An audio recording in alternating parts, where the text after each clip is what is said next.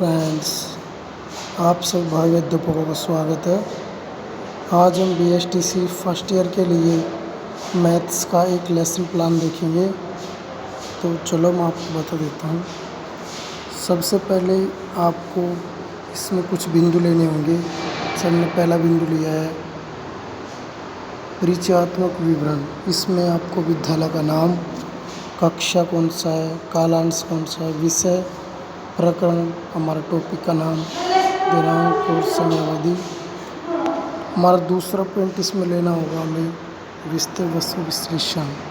इसमें 2 पॉइंट होंगे, मुख्य तथ्य, मुख्य शब्दावली। इसमें हमारा तीसरा बिंदु होगा शैक्षिक उद्देश्य। और शैक्षिक उद्देश्य में हम 2 पार्टों में बांट लेते हैं इनको। जैसे पहला हो गया इधर शैक्षिक उद्देश्य और दूसरा अपेक्षित व्यवहारगत परिवर्तन। तो फिर इनको भी हम आगे कई प्रकार के पॉइंटों में बांट लेते हैं।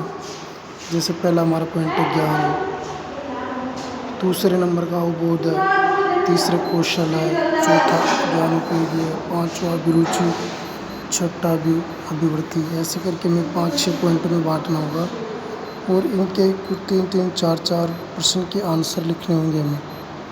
और फिर नीचे हमें इसकी जो हमें इसमें सहायक सामग्री ली गई है उसको यहाँ पर लिखना होगा। जैसे सामान्य और विशिष्ट 2 प्रकार की सहायक सामग्री है। तो जैसे चाक है, डस्टर, शामपट, लपेट फलक। और विशिष्ट मतलब कभी कभार काम में ले जाने वाली सामग्री विशिष्ट, जैसे चार्ट हो गया, मॉडल, संकेतिका इत्यादि। और उसमें एक पॉइंट हमारे ये भी आता है पूर्व ज्ञान। विद्यार्थी त्रिभुज से संबंधित सामान्य ज्ञान रखते हैं, मतलब जो पहले वाला ज्ञान वो है पूर्व ज्ञान।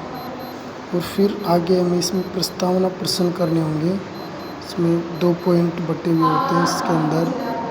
तो पहला पॉइंट है प्रस्तावना। प्रश्न में होगा छात्र अध्यापक क्रिया और दूसरा इधर छात्र क्रिया। जो इधर छात्र हमसे क्वेश्चन पूछेगा उसका आंसर हमें छात्र क्रिया में लिखना होगा। इससे पहला क्वेश्चन है ये किसे प्रदर्शित कर रहा है। तो ये सीधा सा हमें पता है कि रेखाखंड को प्रदर्शित कर रहा है। अब अगला प्रश्न में मतलब हमें रेखाखंड से स्टार्ट करना होगा। इस रेखाखंड में कितने त्रिभुज कितने बिंदुओं से मिलकर बना होता है। इसमें दे रखा है 2 बिंदु, 2 में से 1 जोड़ने पर कितना प्राप्त होता है। जैसे 3।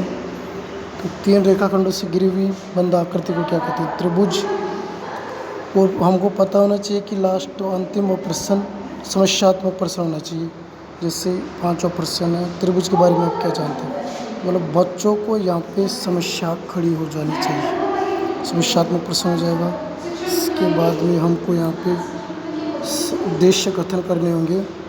जैसे इसके अंदर है कि छात्रों आज हम त्रिभुज के बारे में विस्तार पूर्वक अध्ययन करेंगे। तो बच्चों को आज छात्र मतलब त्रिभुज के बारे में विस्तार पूर्वक अध्ययन के बारे में बताना होगा। इससे में हम 3 बिंदु लेने होंगे। तो पहला बिंदु हो गया हमारा इसके अंदर, जैसे पहला बिंदु है इसके अंदर त्रिभुज परिभाषा हो गया। इसमें हमें 2 कॉलम बनाने होते हैं। जैसे पहला हो गया छात्र अध्यापक क्रिया और फिर दूसरा कॉलम इधर छात्र क्रिया।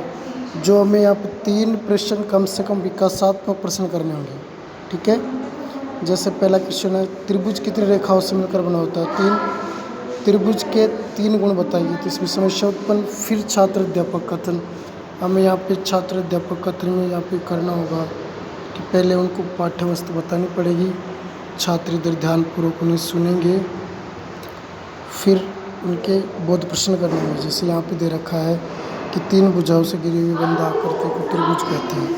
त्रिभुज के 3 गुण होते हैं। जैसे त्रिभुज में 3 होती है रेखाएँ, 3 शीर्ष, 3 भुजा, 3 कोण, ऐसे करके। अब हमें आगे नीचे जाके बोध प्रश्न करने होंगे। हमें यहाँ पे कुछ बोध प्रश्न करने होंगे। तो बोध प्रश्न में हम आपको 2 या 3 प्रश्न पूछने होंगे कम से कम।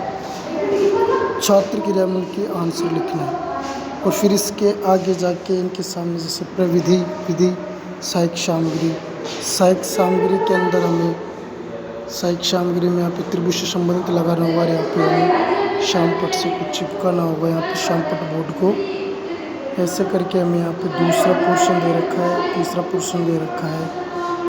फिर ये हमारे इधर दूसरा पॉइंट आ गया शिक्षण बिंदु 2 त्रिभुज का वर्गीकरण। तो तो इधर हमें त्रिभुज का वर्गीकरण हमारा 2 पॉइंट लिया है। सेम वैसे का वैसे चलेगा, जैसे पहले 3 विकासात्मक प्रश्न करने होंगे, फिर उनके बच्चों को आंसर देने होंगे, फिर इधर छात्र अध्यापक कथन पूरा बताना पड़ेगा, इधर छात्र सभी ध्यानपूर्वक सुनेंगे और इसके बाद में हमें कुछ बोध प्रश्न करने होंगे यहाँ पे नीचे, तो उनके सामने उनको बच्चों के आंसर लिखने होंगे। फिर वही यहाँ पे सहायक सामग्री लगानी पड़ेगी, जैसे हमें न्यून कोण 90 डिग्री से कम वाला कोण, सम कोण 90 डिग्री वाला, अधिक 90 से ज़्यादा वाला कोण। और इधर श्याम पट्ट में हमें कुछ श्याम पट्ट पर चिपकाना होगा। और फिर ऐसे करके हमारा तीसरे बिंदु आएगा। तीसरे बिंदु में भी हमें हमारे जैसे तीसरा हमने जो पॉइंट लिया त्रिभुज का क्षेत्रफल, इधर विकासात्मक 3 प्रश्न, फिर उनके छात्र अध्यापक, फिर छात्र अध्यापक कथन हो गया इधर से करके हमें फिर यहाँ पे बोध प्रश्न करने होंगे।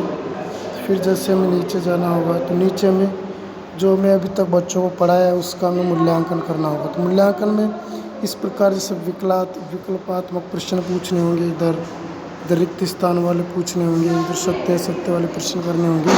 इस करके हमें कुछ ना कुछ क्वेश्चन यहाँ पे बच्चों को करने होंगे, ताकि हमें पता लग सके कि बच्चों ने कितना क्या कुछ समझा है।